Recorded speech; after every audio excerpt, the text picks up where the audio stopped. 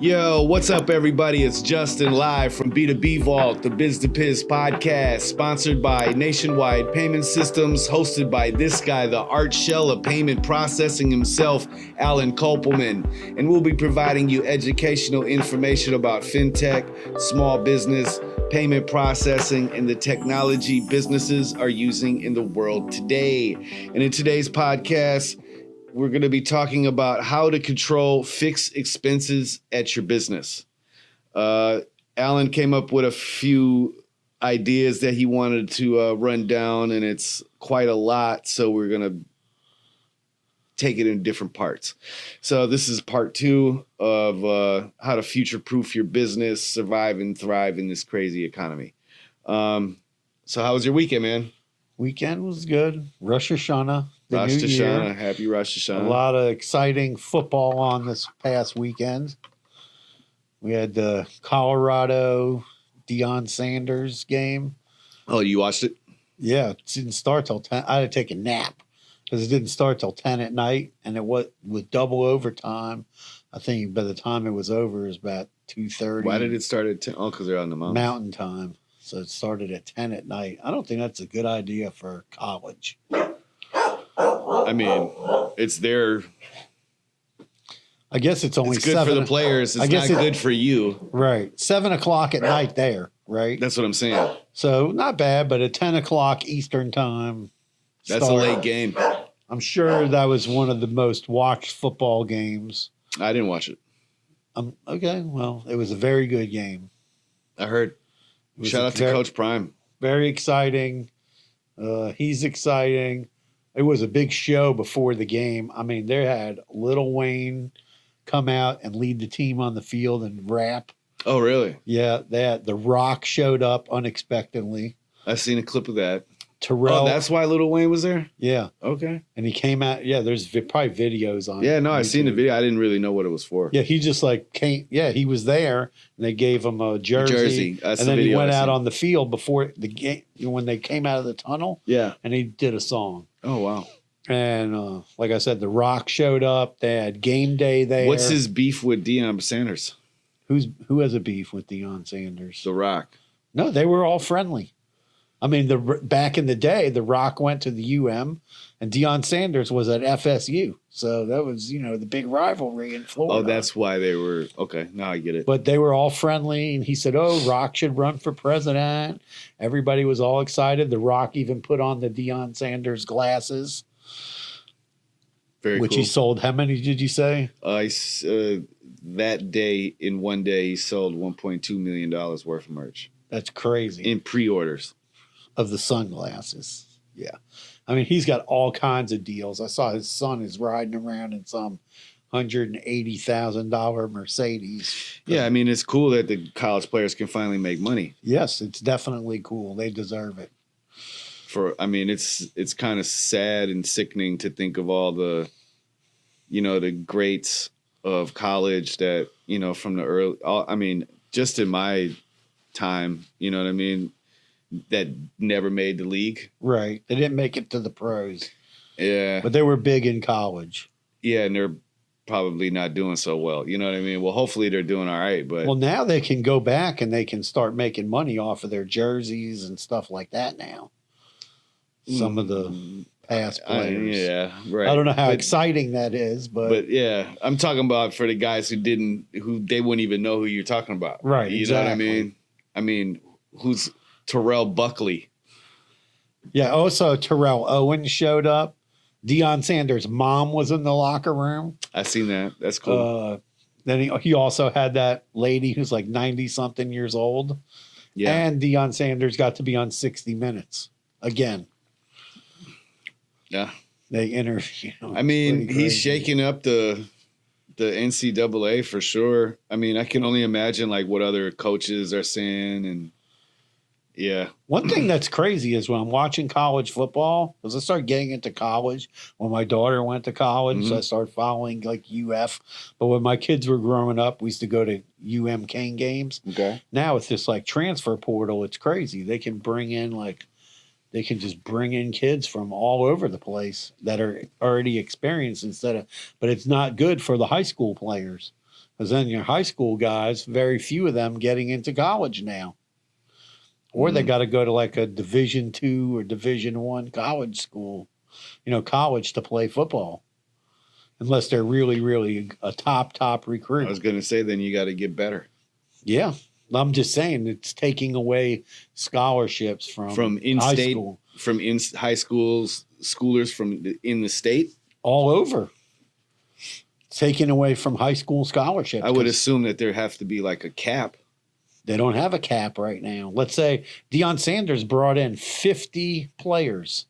50. Well, he didn't bring in 50 players when he came. I know this because I had to look it up. When he went to Colorado, he had a team meeting. Yes, I saw and that. And he told the players that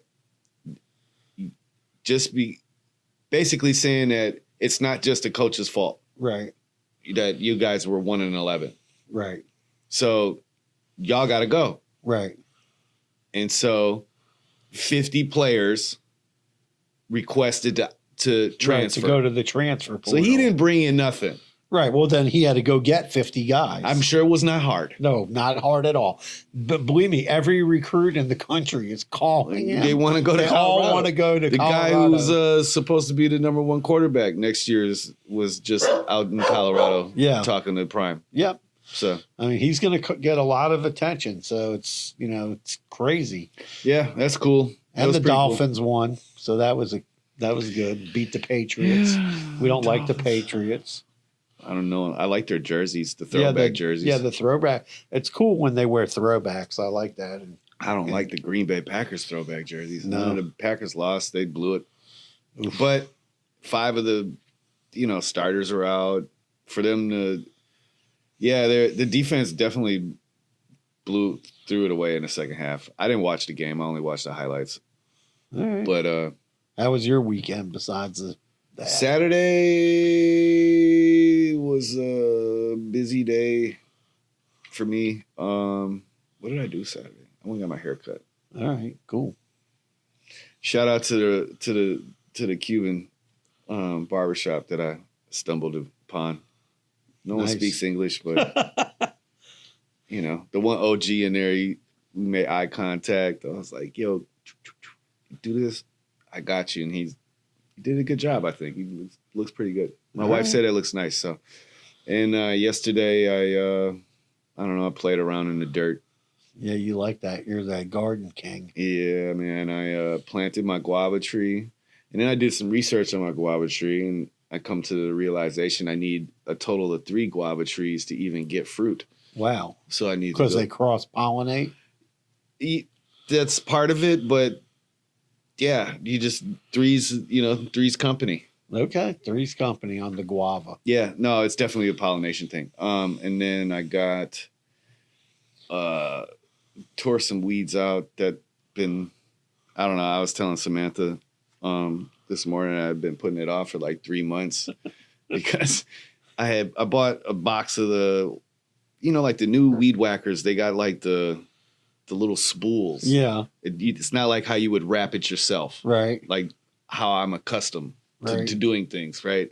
So, I don't know. I left the spools in the box in my outside container. Right. They melted? No, it got wet. Oh. So, I don't know if, from getting wet, dry, whatever. And so, as soon as I turn it on and it would touch some, it would just break. Wow. Cheap plastic. Terrible. But it works great because it's like, this is the Ryobi brand, right? Like, so it's like, whatever, it works. Cause I ordered some and it came on Saturday. So I was like, I was happy that it was pouring rain on Saturday cause I didn't feel like doing it. But then Sunday, I'm like, I got to get to this because some of the stuff it's just kind of out of control. Right. So yeah. I spent my Sunday afternoon outside picking in the weeds and planting things. So now let's talk about some crazy business stuff. How to control fixed expenses at your business. Emotional damage. Listen, it's, we've talked about this, but like bookkeeping and paying bills and all that is, usually like It's that's the rough part of owning a business, you know. I mean, it's not. So, just a little back story, whatever. Me and Alan talk about topics about this podcast all the time. We try to figure it out. We try to make it entertaining. We try to make it consumable, etc. And sometimes the stuff that we talk about, Alan says I use the word boring. It's not that it's boring. It's just like almost webinar-ish. But needless to say, it is very useful information, and pay attention to what Alan's talking about because it's useful. That's it. That's all I was sprinkling there. It is useful information because it's things that people don't realize what's going on in your business. One of the things I put on here is, your biggest expenses in your business. Before you hop into that, yeah, like people who are entrepreneurs or starting a business, what is a fixed expense versus a variable expense? So your fixed expenses are things you're going to have to pay every month. Your rent, your utility bills, you have to deal with payroll, and then you're always dealing with cost of goods, which fluctuates, which is a variable expense. Right. So, things that you're in control of, you're usually one of the biggest expenses. What's a variable expense though? Expenses that change would be like your cost of goods. Let's say you're buying shirts, or you're buying, accessories, or you're selling this in your store, whatever, those are your variable expenses that you have. And payroll, how do you control these different expenses? Your biggest expense, is going to be your lease. Going to be one of your biggest expenses if you're renting an office space, a warehouse space, or let's say you're a restaurant, you're going into or a retailer, you're going into a retail space. Okay. You need to make sure, number one, read the lease, because you want to make sure what are the terms and conditions, what are you responsible for, what is the landlord responsible for. Can't tell you how many times I hear people and they go, oh, I didn't know I was responsible for the air conditioner. Or I didn't know I was responsible I moved into a restaurant and the grease trap was all backed up and the last tenant never emptied it, and now it's going to cost them $5,000 to have it emptied. Because they didn't check it. So you have to make sure, what's in the lease, how long is your lease? Do you have options in the lease? Do you have right of first refusal on the spaces that are on either side of you? Maybe you want to expand. Is there restrictions on what you can do in your space? Oh, I can't tell you how many, that can happen. Let's say you want to have an ATM in your business and there's a ATM machine in the grocery store, or maybe there's a bank with an ATM. And they have, and your landlord restricts you from having an ATM. Really? That can happen, or they could restrict you from. Oh, you mean like in a vicinity of the bank? That's messed up. Like one time, I'm involved in where I'm a board member of a nonprofit, and we bought a building, and the building is inside in an area where there's a shopping center. Mm-hmm. And the shopping center was trying to impose restrictions on us. And we're like, we own the building. So you can't impose a restriction on what we're going to do in our own building. So we're not renting it, or we didn't buy it from you. Interesting. Right? And another friend of mine opened a restaurant recently, and they found out, he showed me the lease, and I go, what are you doing? He's like, what are you talking about? He goes, I just wanted to show you the lease. What do you think? I was like, you can't go in this place. There was a McDonald's in the out parcel, and there was a restriction from selling hamburgers. I was like, dude, that's what your business, you're going to open a hamburger restaurant. What? I go, what are you doing? Didn't the landlord say anything? They know the name of your place. It's a burger place. Really? Yeah, they're trying to find a location. And they sent me the lease, and I said, it says right there, no hamburgers. And how can McDonald's do that? Because they renting the space, it's the same landlord. So there's restrictions. So it's the same. Okay. Because a lot of times McDonald's, they'll go into a shopping center and then they'll just put restrictions. I mean, you think that Publix wants to go, let's say I'm thinking like in my head, like in a mall, right? You see a McDonald's, you can't get a burger from anywhere else. Right. Yeah, they want to have a restriction. Or let's say there's a pizza shop. Unless it's Burger King. They're usually not next to each other. They might be close, but they're usually not like next to each other. Maybe when you get off the highway. No, I'm saying like in a shopping mall, like back in the day, you go to a food court. Yeah. Well, that's different. And even in a food court, let's say, people freak out, but, Chick-fil-A moved out of a lot. They used to be in a lot of food courts. And Chick-fil-A I learned some. They're never open on Sunday. Well, yeah, they're supposed to be owned by the church. I know, but I'm saying it's never open on Sunday. So they always had to get special leases. So you have to make sure there's no restrictions. Let's say there's a pizza real shop. quick, just for all you Chick-fil-A lovers out there. Yeah. They use MSG in their chicken. Oof. That's why you love it so much. You're literally addicted to it. I believe it. Man, there's a line around those places. That's literally crazy. addicted My to dad tried to buy one, but we weren't of the correct faith. So we didn't get a shot at buying a Chick-fil-A. So you're saying that they can do that? They did it. Interesting. That was like back. I remember because that was back in the 1980s. So Alan's Jewish, if anyone didn't know. Yeah. And we wanted to. My dad was like, I wonder if there's any like Muslim owner Chick-fil-A's or like Buddhist owned Chick-fil-A's. I don't know. I never went and checked. You should check. I just remember my dad went. That's grimy, dude. I don't like it. They opened one up. They were just starting out. Wait. Did you see the commercial of the guy? I mean, it's like a spoof or whatever. It's the guy's like, he's literally outside of Chick-fil-A on Sunday. Oh, yeah. And he's selling Chick-fil-A sandwiches. That's on YouTube. It's great. Shout out to that guy. So, you got to read your lease. You don't want to get into a problem where, what are you responsible for? Do they have particular air conditioning unit hours that you're open? Are you responsible for the AC? Say you're buying a restaurant. Did they, you tell the landlord, well, I want the lease, but when's the last time the grease trap was cleaned out? Right. You have other stuff. You have to pay electric bills, gas bill, garbage. Is garbage included, or do you have to get your own dumpster?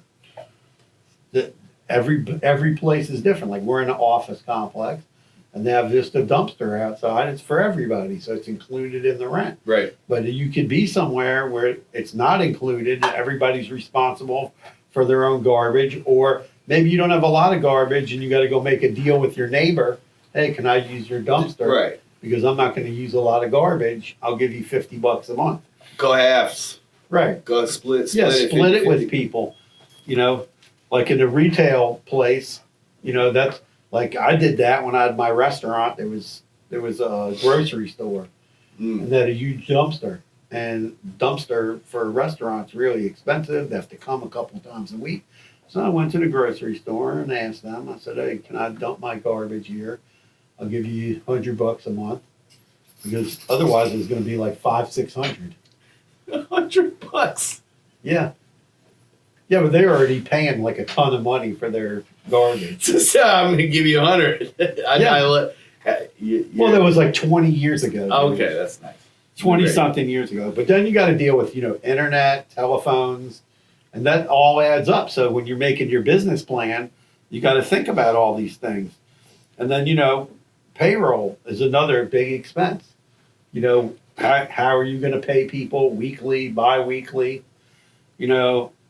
I suggest to people now, especially how tight the economy is, pay weekly.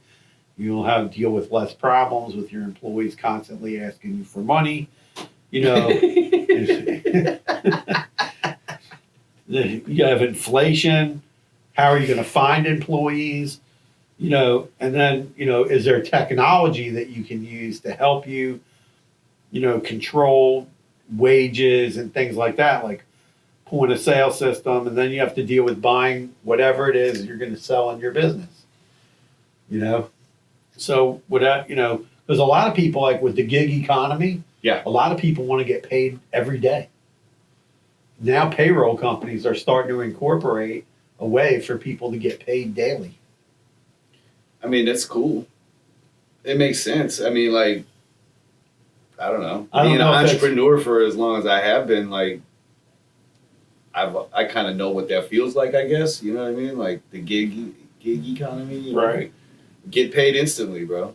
You Right. know, I would go into a place of a business and we'd strike a deal and I'd build a website on the spot for, you know, a couple $100. That's how I used to go. Right. But I'm saying, like, if you have employees, maybe you have waiters and waitresses, there's not a lot of cash. They want to get their tips every day. You need to get with a. For that, I think it makes a lot. So we're working with a new payroll company, and they're just incorporated an app in there for daily pay. Cool. For tips. So, you know, they can get like 50% of their tips. Not 100% because you got to have money left over for taxes. Got it. So they give people up to 50% of their tips. So once the tips are calculated for the day, they can put it into the system. And then if the employee wants the money, they take some of the money out. There's a small transaction fee. Oh, I'm sure there is. But, you know. Gotta pay the piper. You know, that's the cost. You know, and then cost of goods. You know, like, I don't know why a lot of, you know, like in stores, obviously, let's say you have a clothing store. And you say, oh, I'm going to sell these hats, right? I'm going to sell this shirt. I'm going to sell the hoodie, right? You can go out. Maybe you can go find deals where you can buy this stuff cheaper because there's a manufacturer or a vendor who's trying to get rid of stuff to turn it over for the newer stuff that they're trying to bring in. Right. And they have stuff from last year. Are people still going to buy it? Yes. So you can buy things for less money, sell it for good money, make a better profit margin. And you have to think about that. And it's like, I don't know why a lot of restaurants don't switch to either just electronic I know a guy food. back home in Milwaukee who opened a clothing store and would buy all of the seasons before. Right. And he would come back to Milwaukee. Right. And Milwaukee not being a huge market, right? Yeah. It's a big city, whatever. But he would make a killing because nobody had that anyway. Even like stores didn't have the new season drop. Yeah, it didn't come yet. No, they just didn't have it. Right. They weren't stocking that brand or whatever. Like back in the 90s, in the early 2000s, there was Averex jackets. They're like leather jackets. Right. Hip hop. We loved them, you know? And that was the store you went and got them from. You know what I mean? And it's just genius. It's just smart. That's just a smart thing, business move. You know? Me and like one of my friends, this guy that I knew, he was like telling, you know, and somebody that I knew from my dad was like, oh, you know, you can go down to Valdosta, Georgia, and you can go to there's a building warehouse there, and you can get like socks, underwear, T-shirts, a bunch of other kind of different shirts, and they're all like factory seconds, right? And so we used to go down there and fill up like a whole U-Haul truck full of this stuff that we would buy for like 10 cents, 20 cents a piece, right? And then we used to go to the flea market back in the day on the weekend flea market. And we literally would just pull up. The place had like if you paid extra, you could be inside, you know, but you could just be outside. We would be outside. We would just get a folding table, put up a tent, you know, T-shirts, and we'd be selling like, you know, bag of socks for like $10. 2 for $10 of big, you know, tube socks and ankle socks and the no-show socks and I could dig it. T-shirts and all that. People would come over and we would just, sometimes we would empty the truck out in one day. Nice. You know, and, you know, we used to buy stuff like that. So, you know, you have to think about those things in your business. For restaurants, I don't know why more restaurants don't go to like market price, cut your menu down. You know, I used to have in my restaurant a very small menu. I had 7 items. And then I had specials. And the specials would just be based on what I could get a good deal on. A lot of you chefs are stubborn, bro. I don't know why. It's just like an artist. But it's not that. It's like in any restaurant. You and chefs and artists have a lot in common. Yes, they did. You know? You gotta, I mean, you're more business savvy, right? Yeah. That's different. You know, like, so like one of my clients, he's an artist, but he's business savvy. so Right. it's easier to work with him. Okay. You know what I mean? But it's always, something is evolving, right? So, we're gonna change this and turn it into this.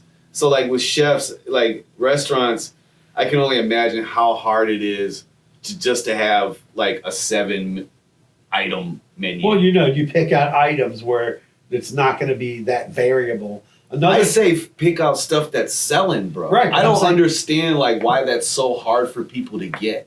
Like just because it's something that you like. Oh yeah, right? I don't cook what I like. I No, cook that's what I'm the saying. So if you customers want. got 3 specific entrees Yeah. and 3 appetizers that are selling through the roof, Yeah, just concentrate on that. cut the other stuff out, bro. Yeah, make the menu smaller. You're not gonna make everyone happy, but you'll make more money, and that's the point, right? Yeah.